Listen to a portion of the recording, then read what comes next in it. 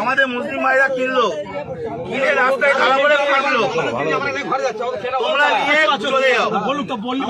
তোমরা কেন, তোমাদের তো মাথা, তোমরা কেন বিক্রি করতে তোমাদের মাথা হারানো, তোমাদের মাল কি আমরা কিনে ফাঁসবো? মাথা বেশি দিবে, তোমরা চলে যাও।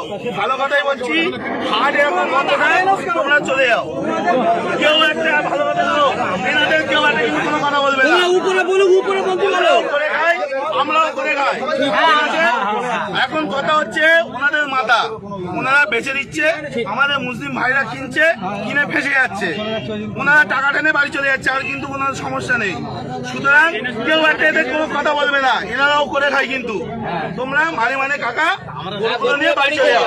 সরকার যতক্ষণ না নির্দেশ দিচ্ছে কি হবে, কেউ কোনো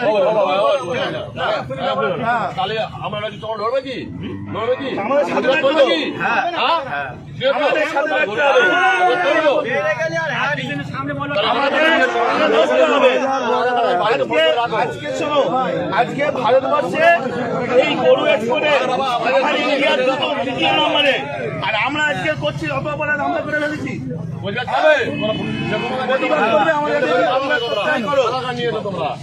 আমাদের সাথে প্রতিবাদ করলে থাকো, না হলে দেখো না। জানি না আজকে এই মাংস, গরু মাংস বাইরের দেশে এক্সপোর্ট হচ্ছে, আমাদের ইন্ডিয়া দ্বিতীয় নম্বরে।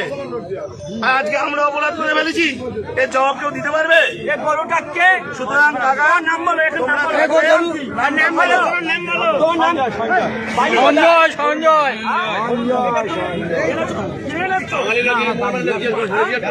14 বছর বয়স হয়েছে, এটা 14 বছর বয়স হয়েছে, তুমি এই কাজটা করলে কেন? তোমার কালকে তো ঘটনা হচ্ছে, আমরা